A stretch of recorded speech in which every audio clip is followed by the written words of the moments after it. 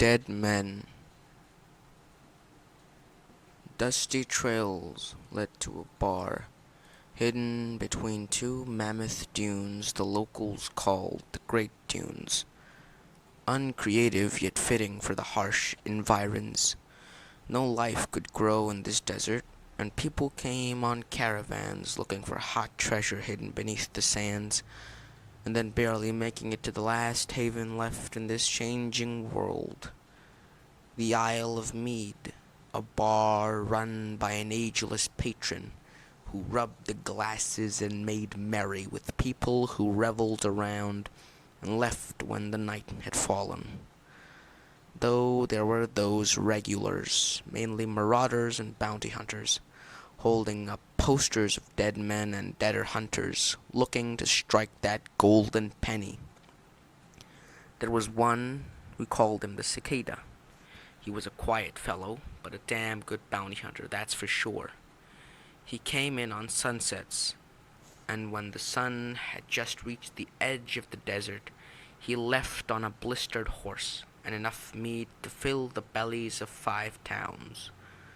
One day, as we were playing cards, betting on bones and skulls we had found on the trails, each one holding their specified values, the biggest being the most prized, until old Cicada came bursting through the door, his holster clicking like a bug with each step, holding up a sun-dried poster that had been hung on a bounty post for far too long. His gravelly voice muttered out, "I'm looking for a dead man. Any of you seen this lawbreaker around here?" We used lawbreaker as a joke, seeing all of us had found ourselves here because no country or town would ever take us, and 'cause most law-abiding folks met their end in these parts. We all looked at the poster. A man not higher than 60 years of age, sporting a leather hat, black glasses, and a golden necklace. Us group shook our heads. We had not seen him. But amidst the bar regulars, another man enshrouded in black garments started spinning us one fine tale. They call him the Blight, 'cause he wreaks havoc on each settlement he passes through. Some say he was born in the desert, and he gon' die in the desert, surrounded by all the heads of those who faced his. He's got a pistol he calls Lucy, and a rifle he calls Seamus. Cicada's grin could be seen by all, even those he had felled a long time ago. "I recommend you don't go looking for trouble by his stranger," the man grumbled, as Cicada's smile turned into a mocking laugh. "You tell me, big stuff. How do you know what he calls his arms? You read him stories by his bedside. Now, listen here. I'll let me make something right clear. I was going to collect this cool little fortune on your buddy's head. Give it to you after the sheriff's done examining his lead-filled brains." The man signaled for another drink as the barkeep passed him a toxic-looking tonic filled with amber and lime. Last call, ladies," the barkeep said, wiping another glass with his perfect white towel. Cicada walked out, the bar door swinging his way, a sign that we had called doom. About 2 days later, when we all had hiccups from drinking Nancy's moonshine, Cicada came in again, this time covered with wounds and cuts, barely able to keep himself from keeling over. We passed him a drink. "On us," we said to him. He raised his glass in recognition. He winced as Nancy tended to his wounds, covering each with a special bandage marked with a blue cross. Something special, I reckoned. After Nancy was done, he stumbled back out, using his large rifle as a support, and the door swung our way, a sign his luck was changing. Weeks passed us. We didn't hear from the gunslinger in any way. No one was worried, of course, just concerned. Cicada brought good money from time to time, hauls from his keeps and kills, just to keep everything a little bit interesting. The barkeep was just worried about his bottom line. Another big spender gone to the hills. We heard gunshots outside later that afternoon. They pierced the bar walls and doors, swinging through like some big steppers. Hours later we heard heavy, thunderous footsteps coming to the doors. A grouchy man with a tattered gold necklace, a silver pistol, and a wooden rifle slung uncomfortably around his shoulder spat out a tonic of some kind, and asked us in an unkempt and sandy voice, "Any of you see the dead man? He's been looking for me, and he's tried to kill me, but I've shot him about 300,000 times. Shame he hasn't turned into a sponge for me just yet." Blight marched right up to the barkeep and dropped a coin onto his table. "You know, barkeep, just let me know when he comes by." The barkeep just looked at him with a strange and fierce look that might have felled giants and dragons and all that sort in his time. All right, I'll go, but not before getting one more drink," the Blight said. His gold tooth shined in the exhausting heat that broke through the cracks in the wood. The old bartender passed him a glass of strange, viscous red liquid that we named Dead Man's Hand after Blight had drank it. A patched-up cicada marched right through the doors. "Hey, partner, I've come to collect on my dues, and my God be true, I will strike you down," Cicada said, his hand hovering over his pistol as he grumbled out the words, "Draw." Blight waved him off as he finished his drink, wincing as he did, and challenged him.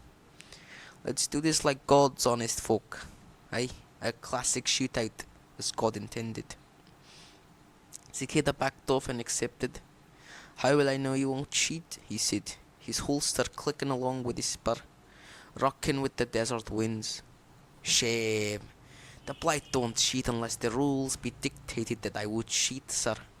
His mocking, respectful tone angered Cicada as he made his way outside, sitting comfortably at the far end of the dune as we all funneled out from the Isle of Mead and watched intently.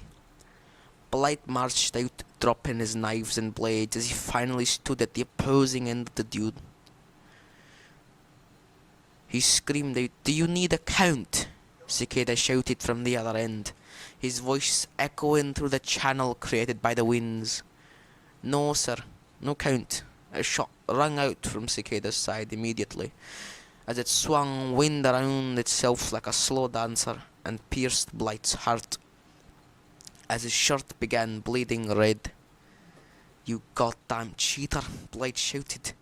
As he fell to the floor, Cicada marched towards him, holstering his firearm as he approached the dying man. "Sorry, partner. I only cheat unless the rules be dictating that I will not," Cicada said as he unholstered his sidearm. "And I'm afraid dead men don't be making no rules." He shot again, this time finishing Blight off as his head lay split open in the sand, and as red blood started flowing out into the then dry sand. Cicada ripped the gold necklace from his neck and marched back in, proud of himself, prouder still yet of his gun.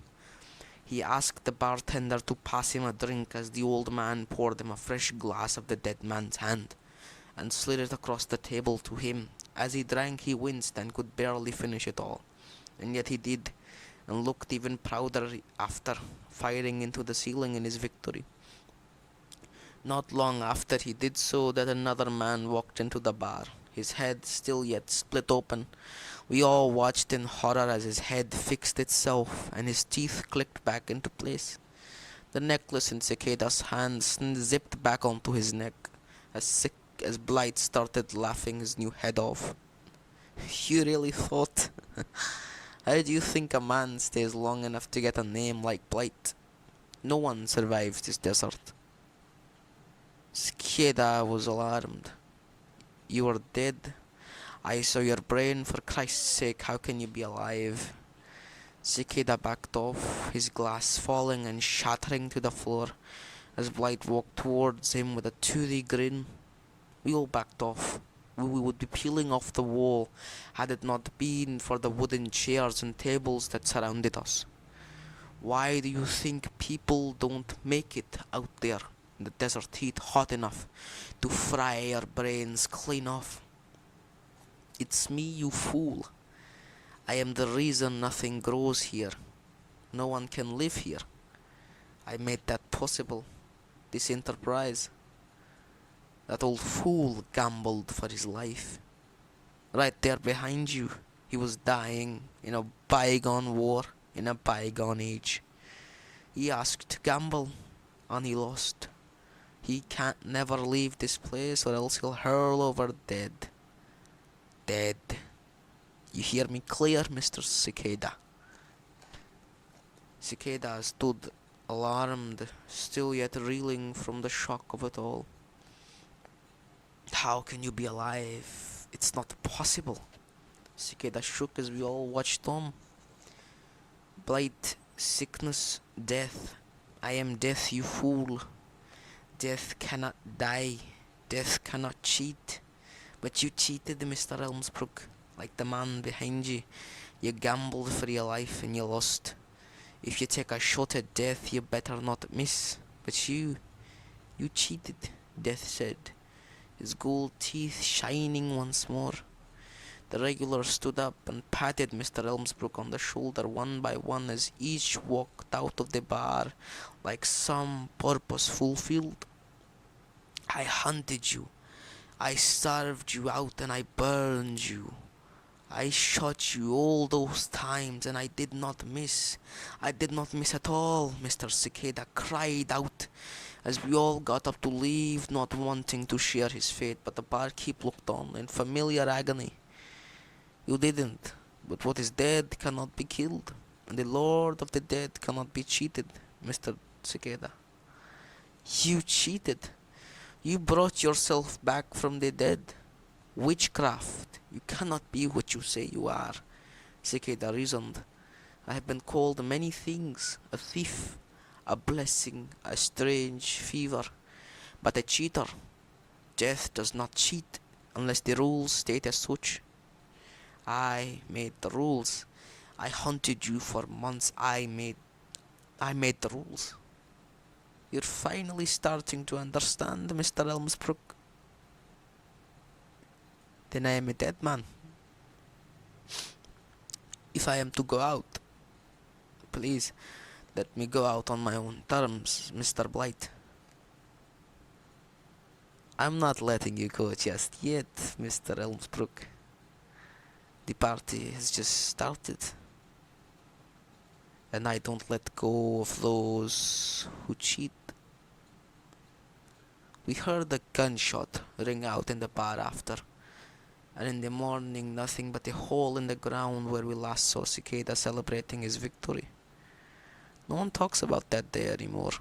No one goes looking out there for the dead man in the desert, holding a rifle and a pistol, all armed to the teeth, just waiting for a fool to try their luck.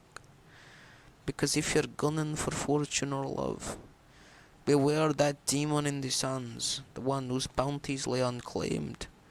And beware of the ageless old man in a business where men die young. Alright, so that was Dead Men, a short story that I compiled a while ago. I apologize for the accent breaks. I'm still trying to get into the zone of making these videos, but this is entry number 2. I hope you enjoyed it. Peace.